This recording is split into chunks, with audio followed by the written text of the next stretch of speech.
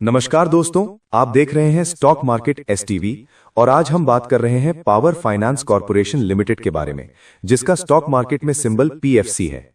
ये company government of India की Maharatna PSU है और पावर सेक्टर फाइनेंसिंग में एक बहुत ही इंपॉर्टेंट रोल प्ले करती है।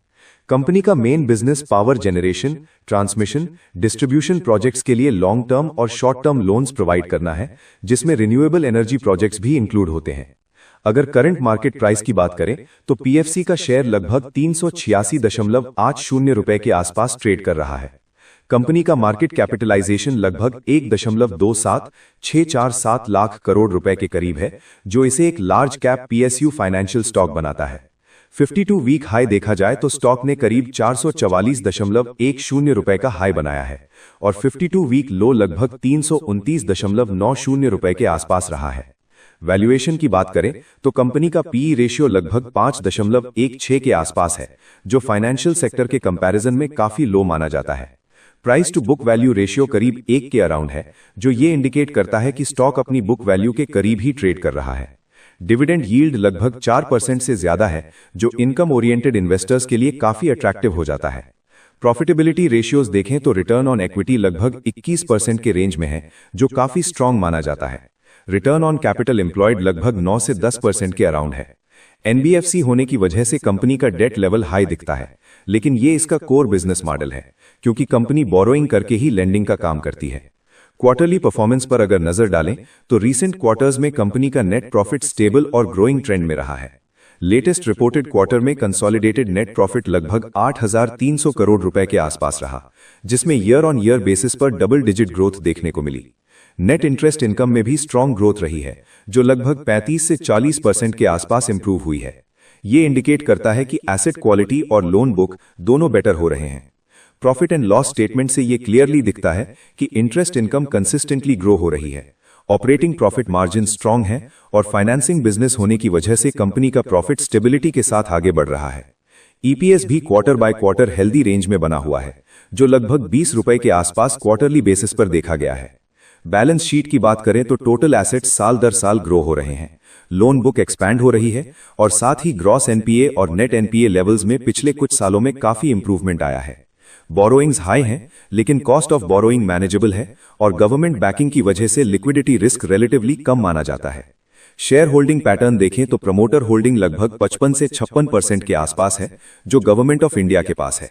एफआईआई होल्डिंग लगभग 18 से 19% के अराउंड है, डीआईआई होल्डिंग करीब 15 से 16% है और बाकी पब्लिक शेयर होल्डिंग के पास है। प्रमोटर होल्डिंग स्टेबल रहना कंपनी के लिए एक पॉजिटिव साइन माना जाता है। अब अगर टेक्निकल एनालिसिस की बात करें डेली टाइम फ्रेम पर, तो स्टॉक रीसेंट टाइम में कंसोलिडेशन फेज में दिख रहा है। डेली चार्ट पर इमीडिएट सपोर्ट जोन लगभग 380 से 378 के बीच है और उसके नीचे स्ट्रॉन्ग सपोर्ट 375 के आसपास बनता है। अगर ये जोन होल्ड करता है तो डाउनसाइड लिमिटेड रह सकता है। रेजिस्टेंस की बात करें तो ऊपर की तरफ 390 से 394 एक इंपॉर्टेंट रेजिस्टेंस जोन है और उसके बाद 398 से 406 का जोन स्ट्रॉन्ग सप्लाई एरिया माना जाता है। डेली इंडिकेटर्स मिक्स्ड सिग्नल्स दे रहे हैं। आरएसआई बुलिश जोन में है और एमएसीडी कुछ प्लेटफॉर्म्स पर पॉजिटिव क्रॉसओवर शो कर रहा है, जबकि कुछ जगह माइल्ड कंसोलिडेशन का सिग्नल देता है। ओवरऑल डेली चार्ट पर तब तक स्ट्रॉन्ग बुलिश ट्रेंड नहीं माना जाएगा जब तक स्टॉक डिसाइसिवली 390 से 398 के जोन के ऊपर क्लोज नहीं देता। वीकली टाइम फ्रेम पर देखा जाए तो स्टॉक का स्ट्रक्चर कंपैरेटिवली बेटर दिखता है। वीकली मूविंग एवरेजेस जैसे 50 वीक और 200 वीक एवरेज के ऊपर स्टॉक ट्रेड कर रहा है, जो लॉन्ग टर्म ट्रेंड के लिए एक पॉजिटिव साइन माना जाता है। वीकली चार्ट पर मेजर सपोर्ट जोन लगभग 360 से 370 के रेंज में बनता है, जबकि रेजिस्टेंस जोन 400 के ऊपर स्टार्ट होता हुआ दिखता है।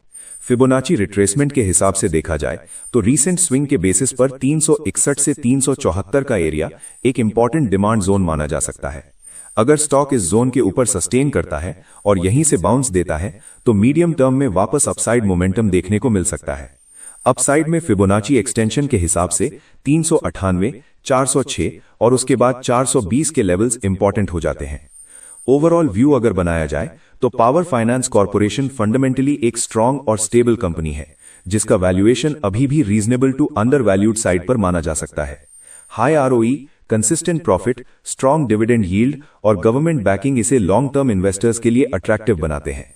टेक्निकल चार्ट पर शॉर्ट टर्म में कंसोलिडेशन है, लेकिन medium to long term structure अभी भी पॉजिटिव दिखता है। जो लोग इस स्टॉक में नया एंट्री लेना चाहते हैं उनके लिए बेटर होगा कि वो 375 से 380 के सपोर्ट जोन के आसपास अक्यूमुलेशन अप्रोच रखें और स्ट्रिक्ट रिस्क मैनेजमेंट फॉलो करें।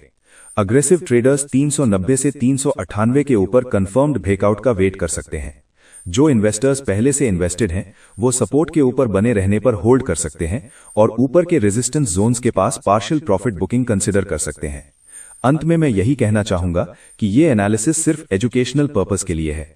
स्टॉक मार्केट में निवेश रिस्क के साथ आता है, इसलिए कोई भी इन्वेस्टमेंट डिसीजन लेने से पहले अपनी रिसर्च जरूर करें या अपने फाइनेंशियल एडवाइजर से सलाह लें। अगर आपको ये एनालिसिस पसंद आया हो तो वीडियो को लाइक करें, अपने दोस्तों के साथ शेयर करें, चैनल को सब्सक्राइब करें और कमेंट में अपनी राय जरूर बताएं। मिलते हैं आपसे अगले वीडियो में, तब तक के लिए धन्यवाद।